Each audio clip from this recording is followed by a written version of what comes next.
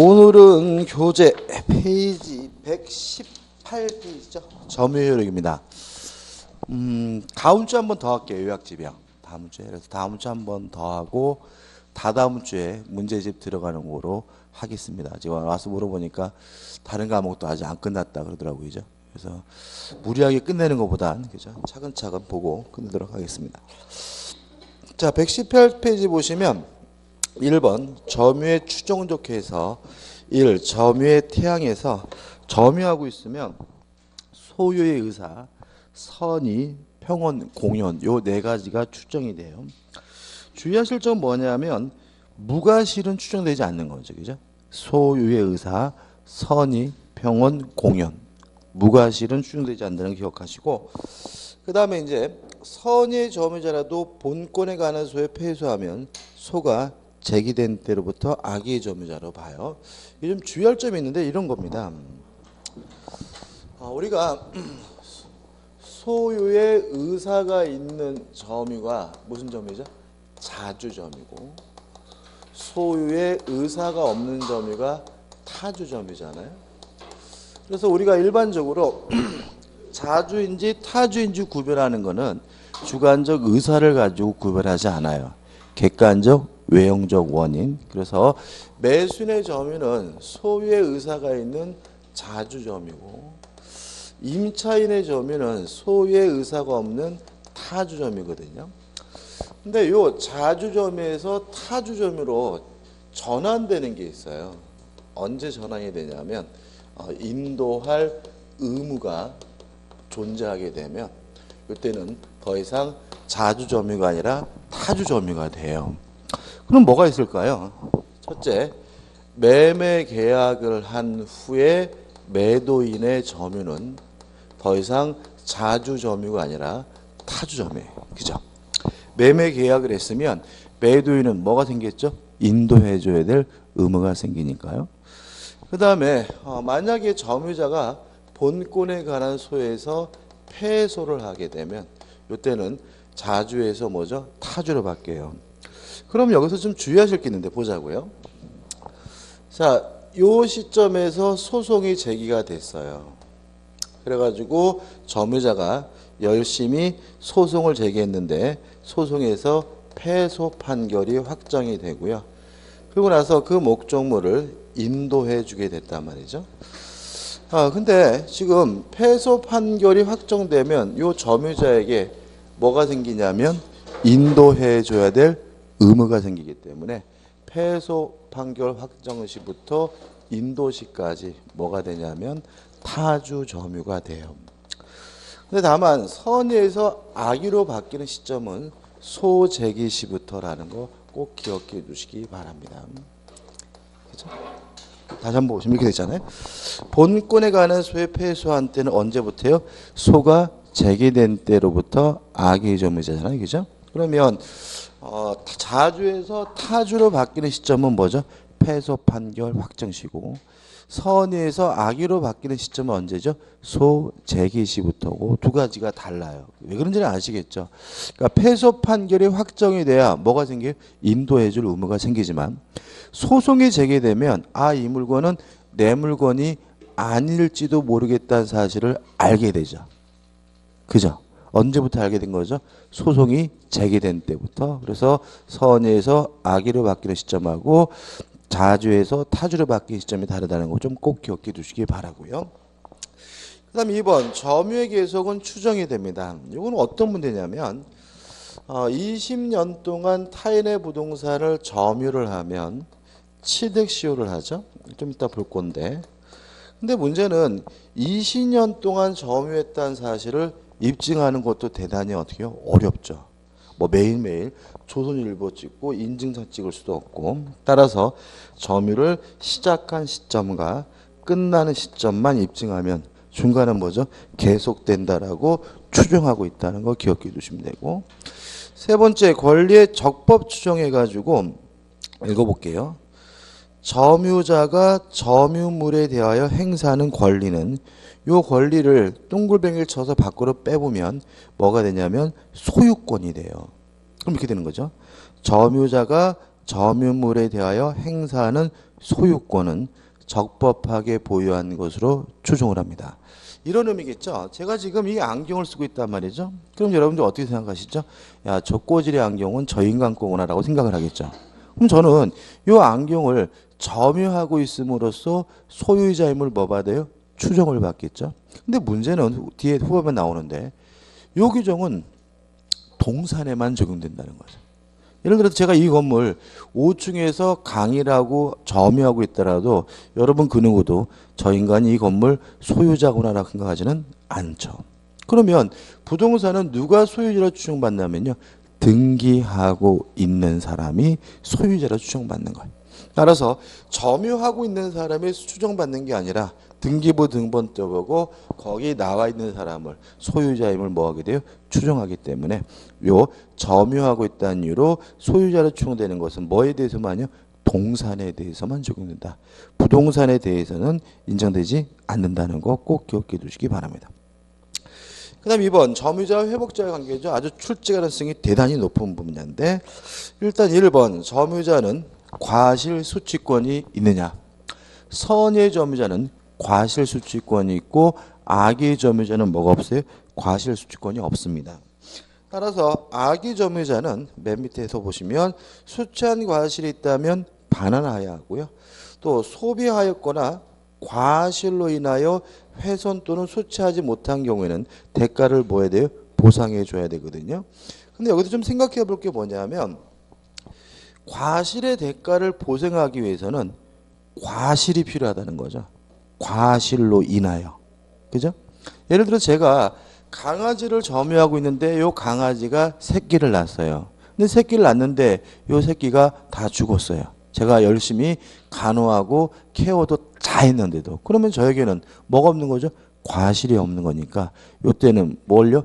대가를 보상할 필요가 없는 거죠. 다시 말하면 대가 보상은 뭐가 필요합니까? 과실이 있어야지만 한다는 거 꼭 잊지 마시기 바라고요.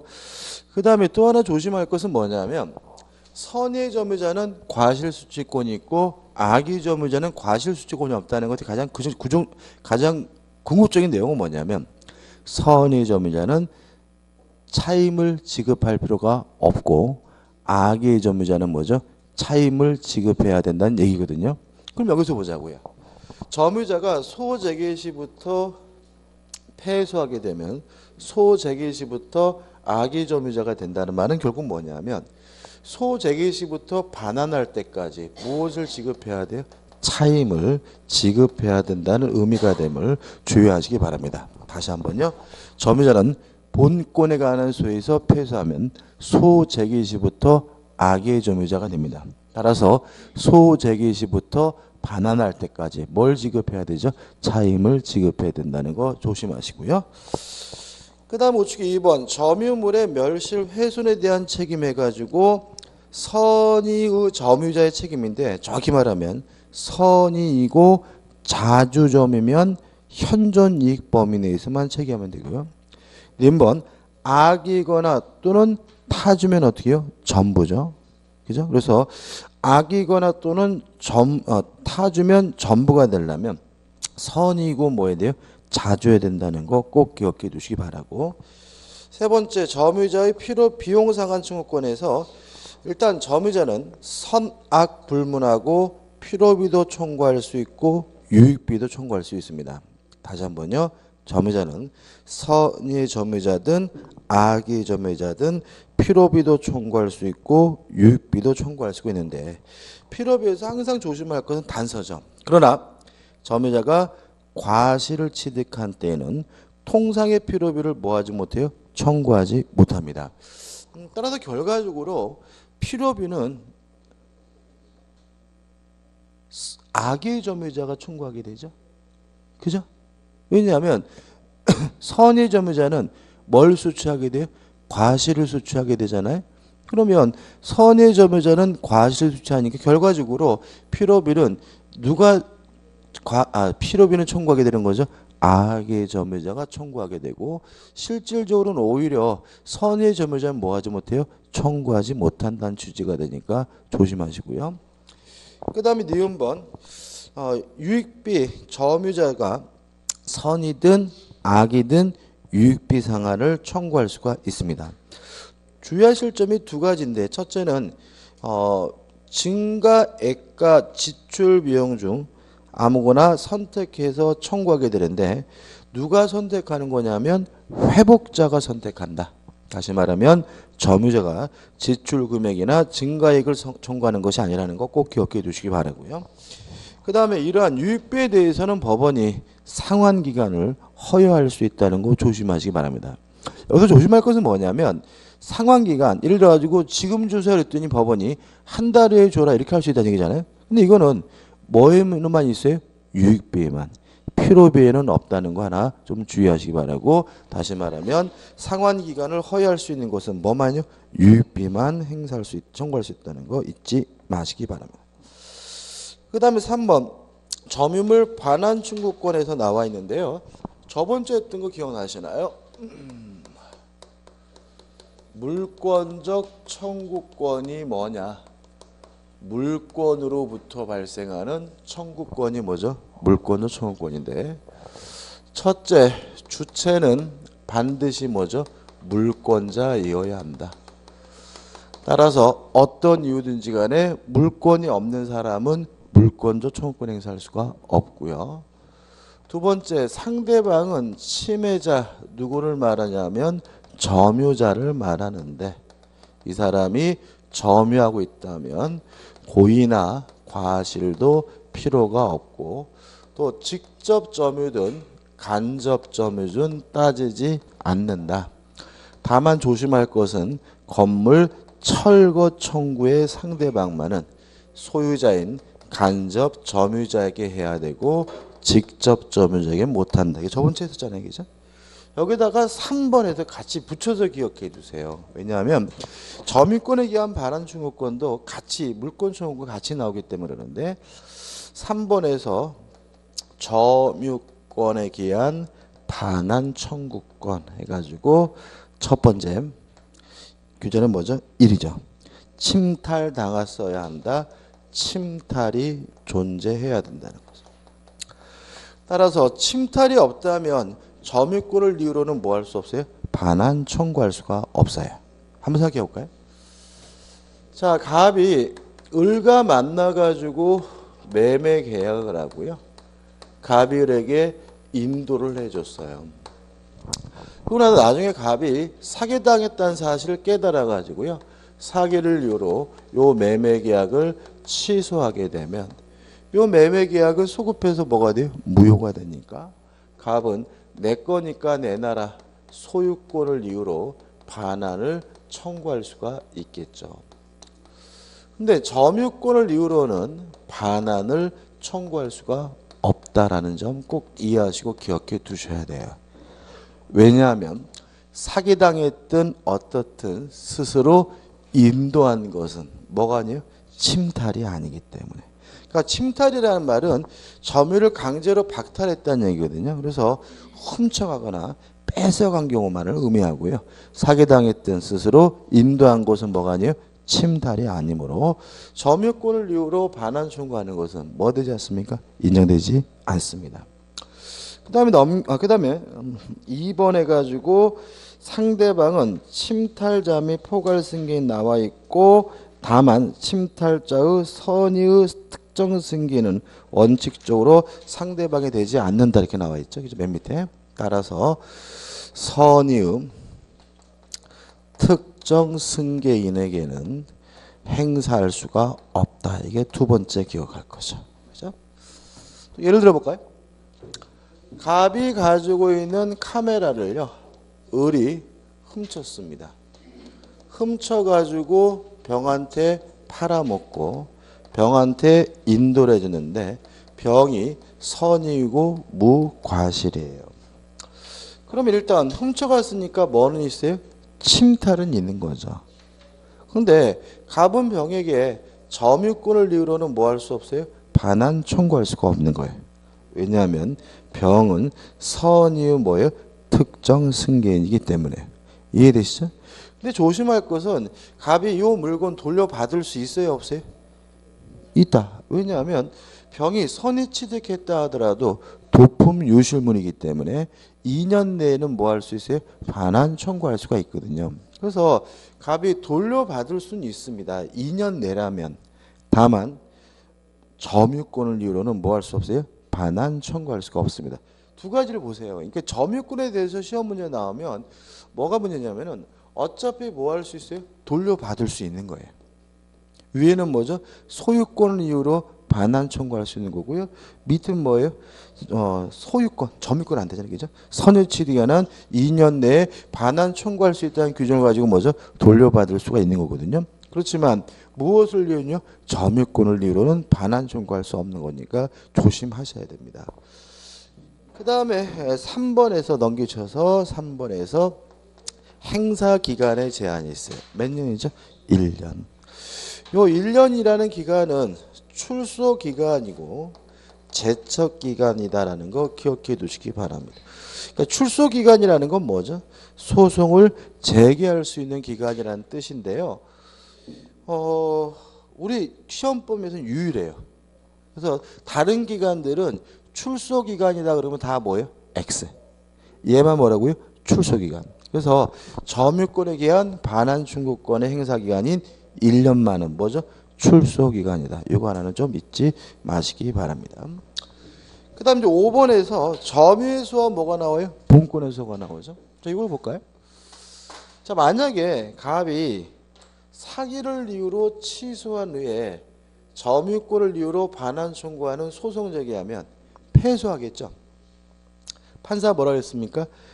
스스로 인도한 것은 침탈은 아니므로 점유권을 이유로 돌려달라 요구할 수가 없다라고 판시하겠죠. 요때 갑이 판사한테 어차피 내 거니까 이참에 그냥 돌려주라고 판결해 주십시오라고 요구할 수 있을까요? 없을까요? 이 사람은 소유권을 이유로는 반환 청구할 수 있는 거잖아요. 그죠? 있어요? 없어요? 있을 것 같죠? 없다라는 거죠. 왜냐하면 양가리 이분 보시면 점유권에 기인한 소는 본권에 관한 이유로 뭐 하지 못해요? 재판하지 못한다라고 명문으로 못 박아놨어요. 따라서 판사라 하더라도 점유권을 이유로 소송이 제기됐으면 뭐만 가지고요? 점유권만 가지고 따져야 되고요. 소유권을 고려해서 판결을 내리면 안 됩니다. 이 사람은 점유권을 이유로 소송을 제기했다면 재판에서 뭐 하게 돼요? 패소하게 되는 거죠. 그럼 이 사람은 어떻게 해야 돼요? 또다시 소유권을 이유로 소송을 제기해야 그때 비로소 이 물건은 뭐 할 수 있어요? 돌려받을 수가 있는 거예요. 그것이 뭐냐면 양가로 1번입니다. 보시면 양자의 소송은 전혀 기초를 달리하는 별개의 소송이다. 따라서 점유권에 기인한 소와 본권에 기한 소는 서로 영향을 미치지 아니하므로 다음부터 알려볼게요. 그죠? 자, 그럼 이런 얘기죠. 만약에 점유권을 이유로 소송을 제기했다 뭐예요? 패소했다 하더라도 소유권을 이유로 소송을 제기하면 뭐 할 수 있다고요? 승소할 수가 있다. 왜냐하면 두 가지 소송은 뭐죠? 전혀 별개의 소송이기 때문에 그죠? 드디어 박근혜 그 양반 구순신 청구됐죠, 그죠? 그죠? 제가 저번 주에 그랬잖아요, 그죠? 그 변호사들이 뭐죠? 엑스맨들이라고 그죠? 그리고 나서 또 어쩌고 뭐 괜히 박근혜 위하는 척하고 그죠? 근데 또 이제 그 뭐죠? 실질 심사를 받을 것이냐 말 것이냐 또 그러더라고요. 근데 또 제가 또 예언했죠. 분명히 저 양반은 실질 심사 받을 거다. 왜요? 본인 스스로 뭐죠? 억울하신 분이니까. 이제 마지막으로 누구한테 가서 하소연하려고요? 판사한테 가가지고. 근데 좀 뭐죠? 이렇게 사천이신 것 같아요. 아무튼 소송은 뭐죠? 주장한 것만 고려합니다. 그죠? 주장하지 않은 것은 고려하지 않습니다. 그래서 실질적으로 이런 건 없는 거죠. 그러니까 갑이 사기를 이루 취소했으면 어차피 결론은 우리 갑에게 뭐예요? 돌려줘야 되는 게 뭐죠? 결론이잖아요. 그죠? 그렇지만 무엇을 이유로 소송을 제기했다면요? 점유권을 이유로 소송을 제기했다면 돌려받지 못한다라는 거 이해하시기 바랍니다. 그 다음에 2절 이제 소유권입니다. 의가 나오는데요. 의에서 조심할 점은 소유권의 객체는 물건에 한한다는 점입니다. 뭐만요? 물건만. 따라서 권리는 소유권의 객체가 될 수가 없어요. 뭐는요? 권리는. 그래서 우리가 보통 내가 채권을 소유한다 이런 말을 가끔 쓰거든요. 근데 채권은 물건이 아니라 뭐예요? 권리이기 때문에 채권과 같은 권리는 소유권에 개체될 수가 없습니다. 뭐 상표권, 특허권, 뭐 분양권 이런 권리들도 다 뭐가요? 소유권의 개체가 될 수 없다는 거 잊지 마시고 소유권의 개체는 뭐에 하나입니까? 물건에 하나입니다. 기억 안 해두시면 틀리게 되고요. 그 다음에 토지 소유권의 범위해 가지고 이런 문제죠. 토지 소유권은 땅 표면에만 미치는 것이 아니라 땅 위로도 미칩니다. 토지의 상하로 미치는데 무한할 수는 없고요. 정당한 이익이 미치는 범위 내라고 제한을 두고 있어요. 따라서 정당한 이익이 미치는 내라면 땅 속에 있는 곳도 누구 거예요? 땅 주인 거예요. 따라서 온천수는 땅 주인 거예요. 온천권은 존재할 수가 없는 겁니다. 지하수도 누구 거죠? 땅 주인 겁니다. 따라서 지하수권도 존재할 수가 없는 겁니다. 자, 이게 이런 얘기입니다. 아파트에 대한 소유권이 있어요. 그럼 그 안에 안방도 있고 건너방도 있고 화장실도 있잖아요. 화장실권 이런 건 없는 거죠. 안방권 이런 건 없는 거잖아요. 웃으시는데. 다시 말하면 화장실 안방은 건물을 구성하고 있는 뭐예요? 구성 분자인 거죠. 따라서 지하수 온천수도 토지의 구성 분자라고 이해한다는 거죠. 그래서 안방권이 없는 것처럼 무엇이 없는 거예요? 온천권이 없는 거예요. 화장실권이 없는 것처럼 무엇이 없는 거예요? 지하수권도 없는 거죠. 왜냐하면 지하수, 온천은 다 누구 거죠? 땅 주인 거고 토지의 구성 분자이기 때문에. 다만 빠지는 게 있다는 거죠. 미채굴 광문말은 누구까죠? 국가 소유죠. 국가 소유고요. 따라서 광물을 채취하고자 할 때는 땅 주인한테 허락을 받는 것이 아니라 국가로부터 허가를 받아야 되는데 그것이 뭐냐면 광업권이 되거든요. 따라서 여기서 뭘 할 수 있냐면 광업권과 소유권은 혼동되지 않는다는 걸 알게 되죠. 왜냐하면 혼동이라는 건 뭐예요? 중복되면 없어지는 거잖아요. 근데 소유권과 광업권은 뭐 되잖아요? 혼동되질 않아요. 객체를 달리한단 말이죠. 그죠? 요새 그 울산 지역에서 가스 막 나오죠. 그죠? 그 뭐죠? 그 가스가 불 붙었는데 불이 안 꺼진다고 막 그죠? 그런 거 보면은 아무튼 가스는 뭐죠? 국가 겁니다. 그죠? 광물은. 그다음에 상린 관계 가지고 1번 인지사용 청구권 중요한 건 아니고요. 옆에다 화살표 찍혀 가지고 형성권 가입표. 옆에다가 화살표 찍혀 가지고 형성권 가입표. 이거 하나만 기억하시면 돼요. 이런 문제입니다. 말 그대로 뭐 건물을 짓거나 담을 쌀 때 인지 옆에 땅 좀 사용하게 해주십시오라고 요구할 수 있는 권리가 뭐예요? 인지 사용 충고권인데요. 요거는 뭐가 아닙니까? 형성권이 아닙니다. 따라서 승낙을 받지 않고 일방적으로 하는 것이 아니라 땅 주인의 승낙이 있어야지 비로소 사용할 수 있다는 거 하나만 주의하시면 되고요. 그 다음에 2번 생활방해 금지가 나오는데 이것도 간단하게 좀 정리하면은 이렇게 정리하시면 돼요. 중요한 건 아닙니다. 이웃거주자의 생활을 방해하는 행위가 있으면 이웃거주자는 인용할 의무, 받아들일 의무가 있습니다. 예를 들어서 새벽 2시에 옆집에 사는 사람이 부부싸움을 해요. 그러면 참아줘야 되는 거예요. 기본이. 다만 이게 일주일에 한두 번씩 막 싸워제끼면은 새벽 2시에 그죠? 알람 맞춰놓은 것도 아니고 이때 참을 만한 정도를 초과하는 경우에는요. 그때 비로소 뭐가 돼요? 금지가 되고요. 금지가 되고 따라서 그만 싸워라 그지 같은 것들아 행위의 정지를 청구할 수가 있고요. 손해가 발생했다면 무엇도요? 손해배상도 청구할 수가 있습니다. 이게요 무엇과 관련되냐면 층간소음 문제와 관련됩니다. 윗집에서요 쿵쿵쿵 뛰어다녀요. 못 살겠어요. 뭐가 되고 있는 거죠? 생활에 방해가 되고 있는 거죠. 그러면 무조건 올라와서 뛰어다니지 마라고 할 수는 없는 거예요. 뭐 해야 돼요? 참아줘야 됩니다. 다만 너무 지나쳐가지고 참을 만한 정도가 초과되면 그때는 그만 떼어라 행위의 정지를 청구할 수 있고 무엇도요? 손해배상도 청구할 수가 있습니다. 그러니까 층간소음 문제이기 때문에 굉장히 중요한 것 같지만 시험에 나오지 않습니다. 왜냐하면 과거에는 요거 가지고 해결하다 보니까 칼부림이 벌어지는 거잖아요. 애매하잖아. 이 참을 만한 정도가 어떻게든지 애매하다 보니까 막 칼부림, 막 폭행 사고 이러다 보니까 특별법이 만들어져. 지금 제가 알기로는 48데시벨 이렇게 딱 기준이 마련되어 있는 걸 알고 있거든요. 그래서 특별법이 적용되는 부분이기 때문에 민법이 쓰이지 않아요. 그래도 이 정도는 좀 기억해 두시기 바라고 간단하니까요. 그 다음에 3번에서 이제 뭐가 나오죠? 주의 토지통행권이 나옵니다. 굉장히 중요한 거죠. 그죠? 주의 토지통행권은 출제 가능성이 많습니다.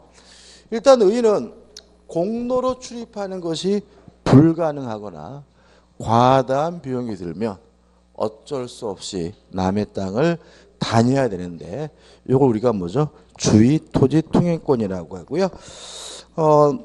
남의 땅으로 다닐 수 있다라는 것 정도만 의의만 생각해 보시면 될 것 같고 요건해 가지고 기억해 가지고 통로가 없어 주의 토지에 통행하지 않으면 공로에 이를 수 없어야 한다 해가지고 그냥 간단하게 쭉 써놨는데 메모 좀 할까요? 옆에다가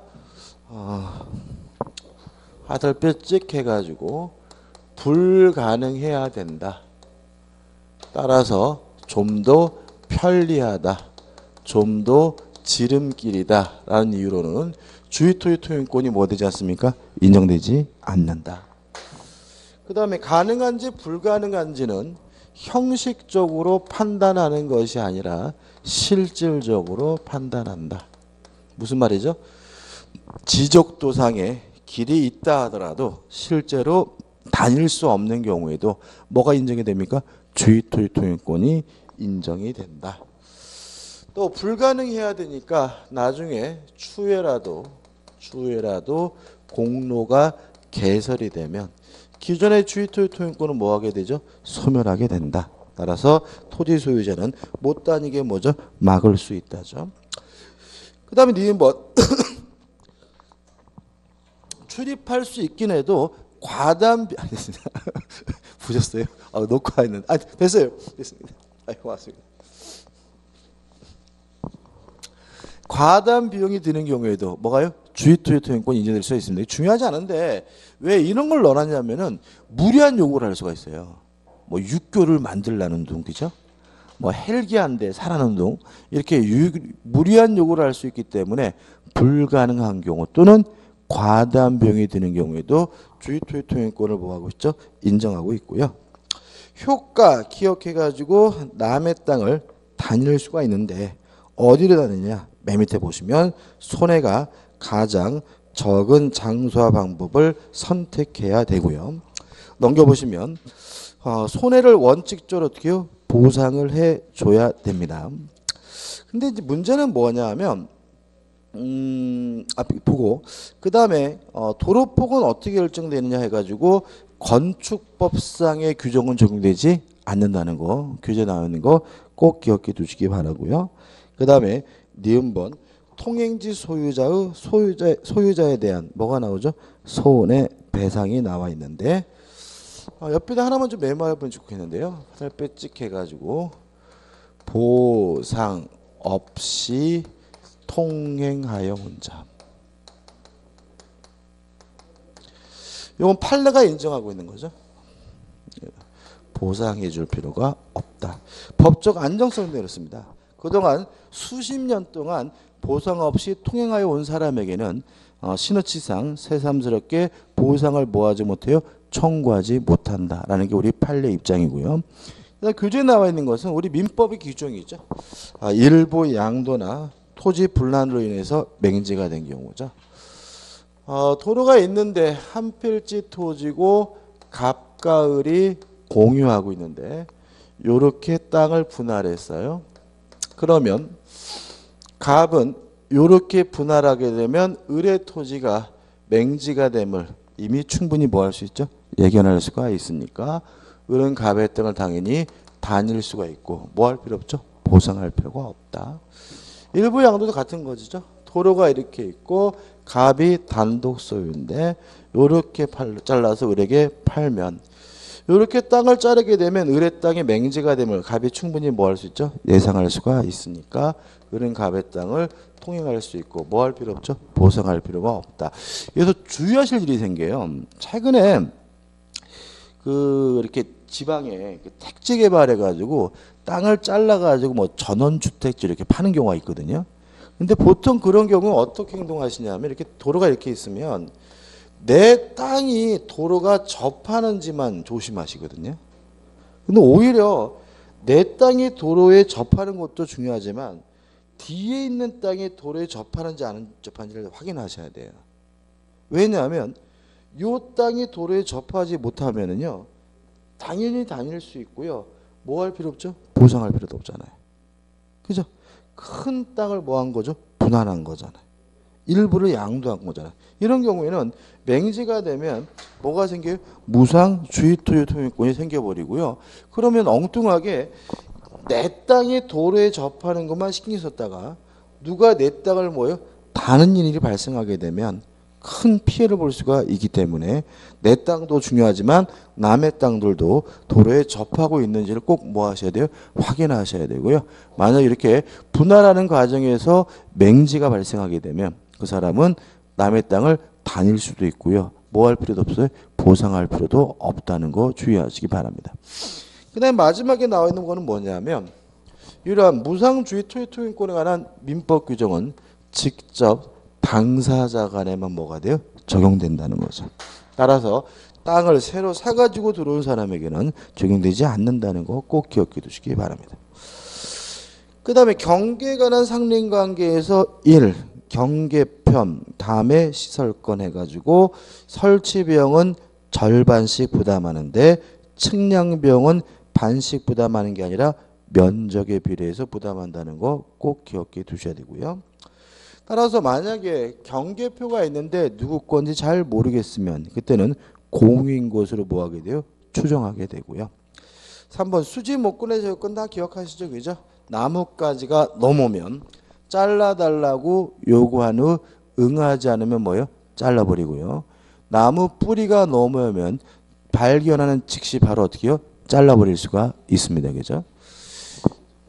이거는 뭐 잘 나오지는 않지만 그래도 재미로 나오는 것 같아요. 갑이 살고 있고 을이 살고 있는데 갑갈의 경계에 뭐죠? 담이 있는데 갑마당에 멋있는 정원수가 있는데 재수없이 어떻게 해요? 나뭇가지 이렇게 넘어왔으면 을은 뭐예요? 잘라달라고 요구할 수가 있습니다. 근데 안 잘라요? 안 자르면 어떻게 해요? 뭐죠? 을이 제거해 버릴 수가 있고요. 나무 뿌리가 넘어온 경우에는 발견하자마자 뭐 할 수 있어요? 잘라버릴 수가 있습니다. 만약에 잘랐더니 나무가 죽었어요? 상관할 바 아닙니다. 예. 그럼요, 말로 할 수 있죠. 말로 했는데 응하지 않으면 재판할 필요 없죠. 이건 그냥 만약에 내가 요구했다라는 게 입증하기 좀 그러면 내용을 증명 보내든지 아니면 문자를 보내든지 카톡을 하든지 이렇게 증거만 남겨놓는다면 뭐 그런 거 없습니다. 그죠? 그 예를 들어서 한번 생각해볼까요? 옆집 마당에 감나무가 있는데 가을이 돼가지고 감이 우리 집 마당에 이렇게 중중 넘어와 있어요. 그 감 먹을 수 있나요? 먹지 못하나요? 먹을 수 없습니다. 그죠? 왜냐하면 옆집의 감나무 저는 뭐예요? 악의 소멸이니까. 근데 그 감이 떨어졌어요. 마당에 굴러다녀요. 주워 먹을 수 있어요? 없어요? 없는 겁니다. 왜요? 옆집의 감나무 악의 조미자니까. 무슨 말 아시겠죠? 그죠? 그러니까 법적으로는 달려있는 것도 어떻게 따먹으면 안 되고 바닥에 굴러다니는 것도 어떻게 따먹으면 안 돼요. 왜요? 악의 조미자는 뭐가 없어요? 과실수지권이 없으니까. 이해되시죠? 근데 만약에 그 감을 꼭 먹고 싶어요. 미치겠어요. 그럼 어떻게 해요? 이거죠. 잘라달라고 어떻게 해요? 요구하는 거죠. 자르겠습니까? 물론 미친놈 다 보였을 거 아니에요. 그죠? 응하지 않으면 뭐예요? 잘라버리고. 잘라버리면 그 가지에 있는 감은 어떻게 해요? 내 거니까 먹어도 됩니다. 치사하죠? 근데 이거요. 만약에 현실에서 이렇게 행동하면 동네에서 왕따 나갑니다. 그죠? 우리나라를 어떻게 하냐? 넘어오면 어떻게 해요? 너무나 보다. 그죠? 특히 제일 환장할 때가 뭐예요? 가을이 돼가지고 낙엽이 막 마당에 막 가득 지금 어떻게 쓸잖아요, 그죠? 쓸잖아요, 그죠? 근데 이게 뭐 이게 보면 뭘 느끼냐면 그 독일 놈들이 만든 법인 걸 느껴져요. 독일 애들은 인간 뭐죠? 민족성 자체가 굉장히 뭐죠? 이렇게 철두철미하다라나요? 그런 것도 있고요. 그 누가 자기를 간섭하는 거 굉장히 싫어하는 민족이에요. 그러니까 이게 독일 애들은 심지어는 남의 나무 가지가 우리 마당에 넘어오는 것도 어떻게요? 눈 뜨고 어떻게요? 못 보는 거고요. 심지어 걔네들은 남편이 퇴근하고 설거지 해주는 것도 싫어해요. 왜냐하면 내 일을 껴든다고 생각을 해요. 만약에 남편이 퇴근하고 애가 우는데 애가 울어요. 남편이 애를 만약에 젖병에 물리면 큰일 나요. 절대로 하면 안 되고요. 부인이 일이기 때문에 남편은 뭐죠? 껴들면 안 됩니다. 대단하죠, 그죠? 근데 이게 그러면 와, 굉장히 남자들이 좋겠구나. 그거 아니에요, 얘들은. 또 근데 만약에 맞벌이를 하잖아요. 맞벌이를 하면 가사 노동을 정확히 분별합니다. 분별의 반. 그래가지고 만약에 애가 있는데 애가 애를 키우는 거는 부인이 전적으로 부담하고 살림살이는 남편이 한다 그러면 부인은 절대 설거지하면 안 돼요. 청소하면 안 돼요. 그러면 남편이 화내요. 내 일을 침범한다고. 근데 만약에 이제 부인이 직장 생활하고 남편이 집에 있는 경우도 있잖아요. 그죠? 그러면 부인은 집에 와서 걸레 한번 들면 쫓겨납니다. 남편이 어떻게 해요? 다 해야 돼요. 다 해. 그러니까는 애도요. 애도 생물학적으로 부인이 낳지만 남자가 키우고요. 만약에 부인이 직장 생활하는데 남편이 집에 있으면 부인이 아이 양육에 대해서 참견할 수 없습니다. 애는 전적으로 누가요? 남편이 키우고 남편의 책임이고 부인이 껴들지 못합니다. 근데 이런 게 뭐냐면, 그러니까 우리는 어떤 게 문제냐면은 막 이렇게 혼합돼 있어, 그죠? 막 이게 막 뭐 남편도 막 직장 다녀도 어떻게 해요? 가끔 설거지 해줘야 되고, 그죠? 심지어 가장 획기적인 게 뭐예요? 실직해서 집에 누워 있어도 부인은 뭐예요? 밥을 해줘야 되잖아. 그래가지고 막 퇴근할 때 뭐예요? 막 장 보고 막 들어가서 막 가면은 뭐 남편이나 애들이나 밥도 안 먹고 막 기다리고 있고 막 그러잖아요, 그죠? 그러니까 우리가 이게 뭐냐면 이런 것들이 막 뭐가 돼 있어요? 뭐 그러니까 무슨 뭐 그 조선 시대도 아니고 서구도 아니고 막 이상한 상태로 어떻게 해요? 혼합돼 있으니까 맨날 싸우고 그죠? 뭐 집 나가고 뭐죠? 근데 그런 게 있어요. 제가 이 말씀을 드리냐면 걔네들은 이 그 뭐죠? 가사 노동이나 아이를 키우는 거를 희생이라 생각 안 해요. 주어진 일, 역할이라고 생각을 하거든요. 그러니까 저는 제일 싫어하는 말이 뭐냐면 제가 좀 심한 나쁜 놈이라고 볼지 모르겠는데 어머님의 은혜는 좋습니다. 근데 어머님이 우리 가족을 위해서 희생했다라는 생각은 좀 아닌 것 같아요. 아버지가 우리 가정을 위해서 희생했다. 그러면 있잖아요. 삶이 고통스러워져요. 그 어머니 일, 아버지 일, 자기 일을 하신 거고 내 역할을 한 거야지 이게 뭐죠? 고통스럽지가 않아. 근데 막 이게 뭐예요? 내가 안 해도 되는데 불구하고 어떻게 해요? 억지로 내가 내 가족을 위해서 뭐예요? 희생한다. 이런 마인드가 우리한테 굉장히 이렇게 막 되어 있으니까 이 설거지 하나만 하는 것도 굉장히 뭐예요? 고통스럽고 막 힘든 거야.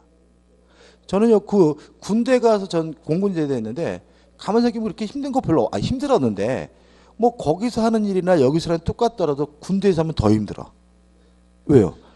억지로 끌려왔으니까. 저는 맨날 그 제초 작업만 했거든요. 맨날 놔들고 풀 자르고. 근데 지금 제가 해도 뭐 그게 힘들긴 하지만 재밌거든요. 왜요? 지금은 뭐예요? 제가 원해서 하는 거니까. 근데 군대는 뭐예요? 끌려간 거니까. 이게 자꾸 우리가 어떠한 역할을 자꾸 어떻게 해요? 어쩔 수 없이 남을 위해서 하는 일 이러면은 막 굉장히 힘들어지는 거야. 그래서 어떤지 아세요? 요즘에 그 손주 안 키우죠. 안 키우려고 그러잖아요. 왜? 희생이라 생각하니까. 그 손주를 키우는 거를 재밌고 내 역할로 받아들이는 게 아니라 뭐예요? 희생이라 생각하니까 애를 키우면 막 힘들어하죠. 개새끼를 갖다가 개를 키우는 한이 있더라도 개똥 치울 때는 휘파람 불며 치우시는 분이 손주 똥 치울 때는 막 입에서 욕해대면서 치우죠. 왜 그런 거예요? 개는 뭐예요? 개는 스스로가 어떻게 해요? 내 일이라고 기뻐서 하는 거고 손주 똥 치는 건 뭐예요? 내 자식들한테 내가 희생당한다, 피해받는 생각하니까 똑같은 거죠. 그죠? 그죠? 그러니까 이게 자꾸 우리가 고마워하는 건 좋지만 자꾸 누가 누구를 위해서 희생한다 이런 건 아닌 것 같고요. 그냥 내 역할 내일 한다 생각하면 되는 거죠. 그래서 제가 수업을 해보면 학원에서 수업하면 이렇게 좋아요. 이렇게 대학 가서 수업하면 아주 환장해. 왜냐면요 얘네들은 좋은 닭이 아니라서 그런지 모르지만 엄마가 시켜서 온 애들이야. 엄마가. 그래가지고 그냥 막 공부하는 걸 막 완전히 무슨 뭐예요? 그 벌 받는 것처럼 생각해 애들이. 그래가지고 막 눈빛이 막 동태눈 꺼냅니다. 근데 학원에서 수업하시면 어떻게 해요? 스스로 펀뜩 놓으셨으니까 눈빛이 뭐예요? 그냥 촌초롱하시거든요, 그죠? 그러니까 마인드 차죠. 그러니까 우리 얼마 전에 공부도 있잖아요, 그죠? 공부도 이것도 이거 괜히 어쩔 수 없이 한다 이러면요 진짜 힘들어져요, 그죠? 그러니까 재미로, 그죠? 그 다음에 5번 공작물 설치에 관한 상징관계 나오는데 아무 의미 없습니다. 이건 볼 필요가 없고요. 그 다음 우측에 보시면 소유권에 취득해서 첫 번째 뭐가 나오죠? 취득시효가 나오고요. 대단히 중요하죠. 일단 시효로 취득할 수 있는 권리에서 소유권과 뭐가 나오냐면 재산권이 나오는데 우리가 기억할 것은 맨 밑에 시효로 취득할 수 없는 권리들을 기억하는 거죠. 맨 밑에 오른쪽에 저당권 넘기시면 되죠. 저당권은 취득시효 못합니다. 왜요? 저당권은 점유를 수반하지 않으니까요. 그 다음에 신분관계를 전제로 하는 권리도 뭐죠? 취득시효하지 못하겠죠. 그 다음에 점유권, 유치권도 취득시효 못합니다. 왜 그럴까요? 점유권은 사실상 지배하고 있으면 바로 생기는 거죠. 뭐 일정 시간 지나야 생기는 게 아니거든요. 따라서 점유권은 뭐예요? 취득시효 대상이 아니고 유치권도 법정 담보 물권이기 때문에 일정한 요건을 갖추게 되면 바로 생기는 권리거든요. 따라서 이것도 뭐의 대상이 아니에요? 취득시효 대상이 되지 않는 거죠. 그 다음에 뭐 취소권, 환매권, 해지권 이게 뭐죠? 형성권. 형성권도 뭐 할 수 없습니까? 취득시효할 수가 없다는 거 기억해 두시고요. 그 다음 2번 부동산 소유권의 취득시효에서 일반 취득시효에서 A에서 취득시효의 대상이 나오는데 첫 번째 부동산 일부에도 상관이 없다. 한 필지 토지일 필요는 없다. 그 다음에 밑에 중간에 한편 자기 소유 물건에 대한 취득시효 주장도 가능하다. 왜냐하면 취득시효란 입증 곤란을 구제하게 한 제도이기 때문에요. 자기 소유가 맞다 하더라도 입증하기 어렵다면 취득시효를 주장해도 상관이 없고요. 또 도로공원 하천에서 국유재산을 원칙적으로 취득시효하지 못합니다.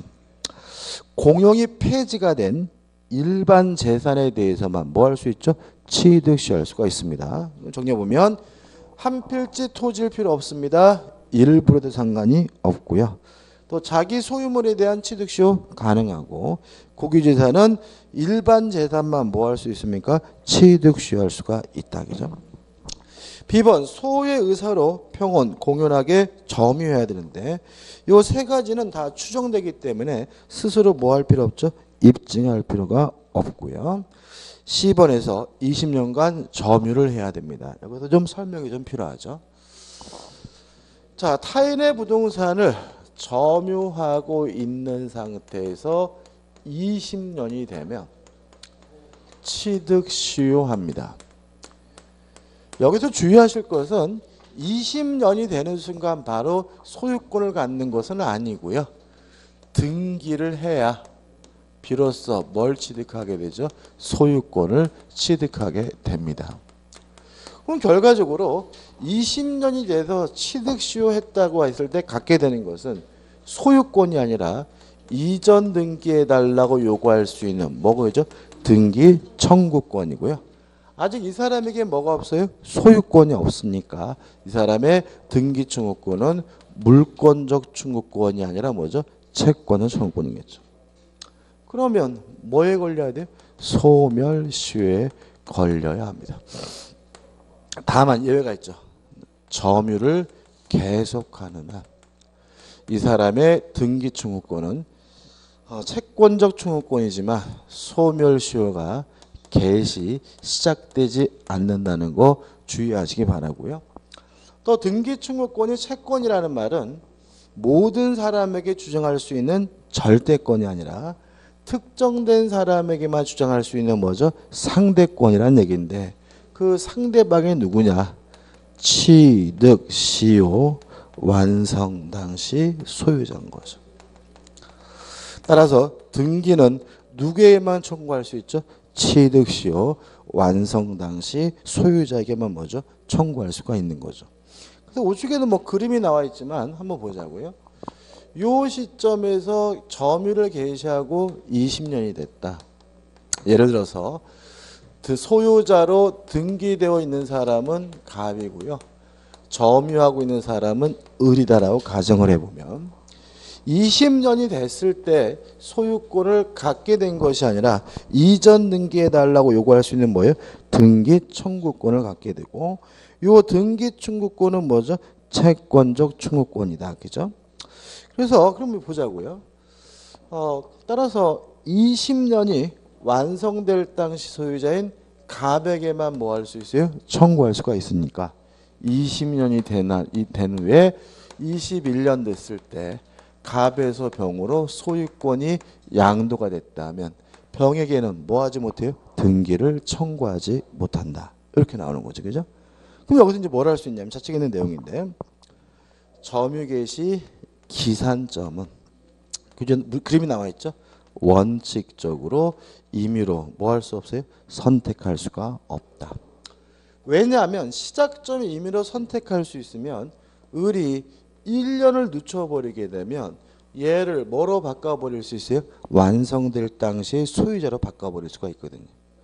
5년 후에 소유자가 바뀌었다. 그럼 어떻게 해요? 5년을 늦추게 되면 얘도 뭐로 바꿔버릴 수 있어요? 완성될 당시의 소유자로 바꿔버릴 수가 있기 때문에 병과 같은 사람이 뭐 볼까 봐요? 피해를 볼까 봐 점유 개시 기산점 시작점은 임의로 뭐 할 수 없어요? 선택할 수가 없죠.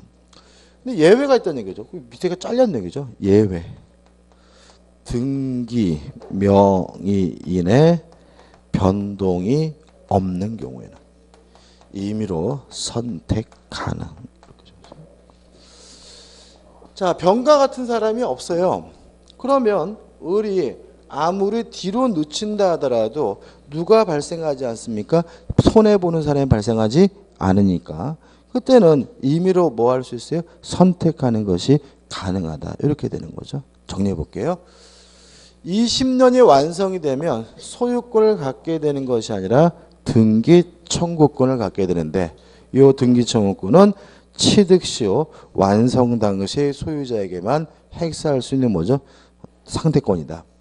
따라서 20년이 지난 후에 소유권을 취득한 사람에게는 뭐 할 수 없어요? 등기를 청구할 수가 없어야 되므로 점유 개시 기산점은 원칙적으로 임의로 뭐 할 수 없어요? 선택할 수가 없다. 왜냐하면 선택할 수 있으면 병이 뭘 봐요? 피해를 보기 때문에.